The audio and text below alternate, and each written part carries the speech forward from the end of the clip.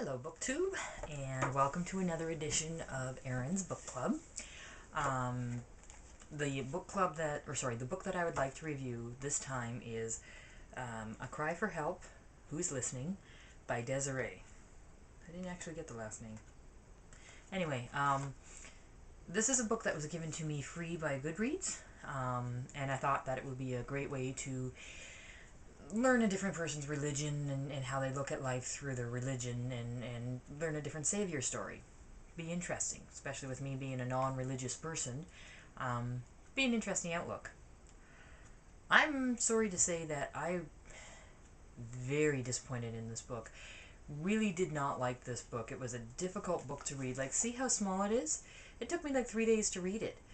Challenging book, and it's a real shame because I think the story is very good. I think the story is something that somebody should hear. I think if it was written better, it would almost be a life-changing story.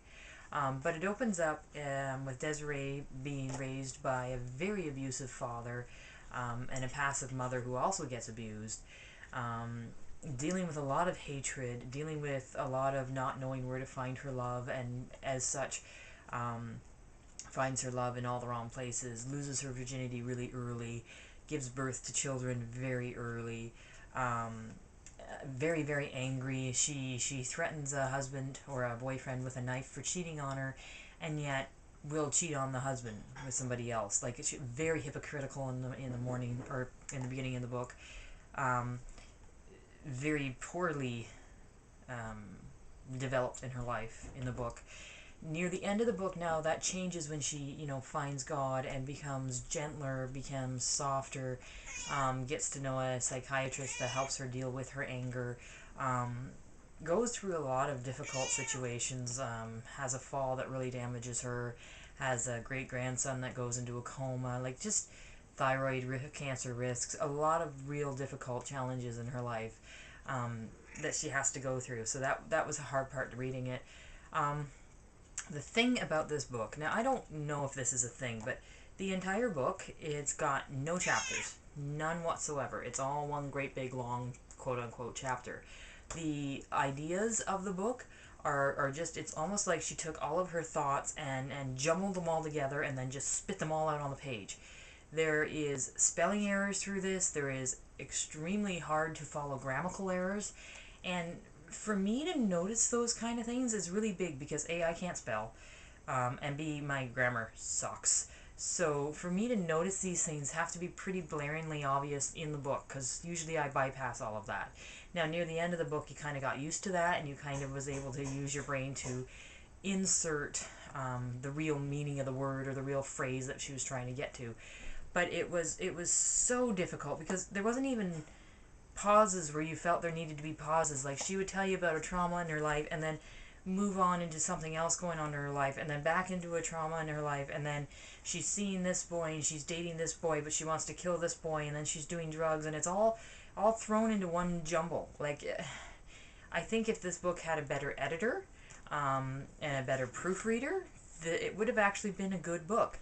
But the story is lost in the way it was written, and it was so hard to follow in the way that it was written. So all in all, I think when I do finally do my book unhaul, when my little bookshelf gets full, this will probably be the first ones to go. I'm not at all pleased with this book. I didn't enjoy it at all. The story was good. The heart that was in the story was good.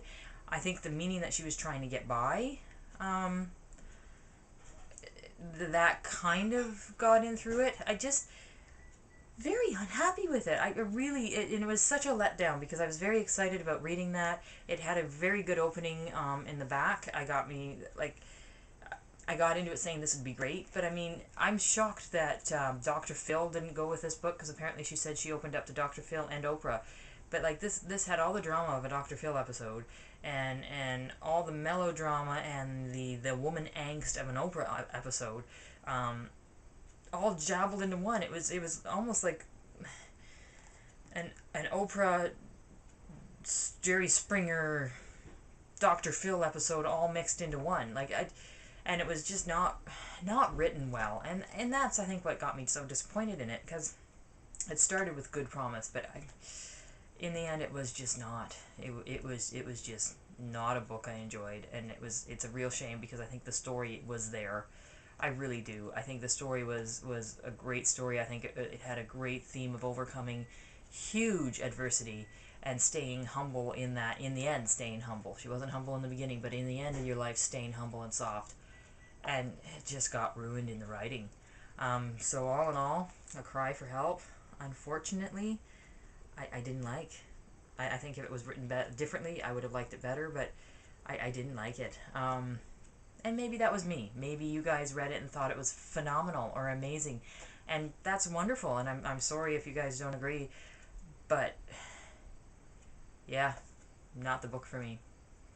But oh well, I've got other books that I'm going to read. I think I got the third of the Pride and Prejudice, and we'll go from there. Thanks very much, guys, for giving me time.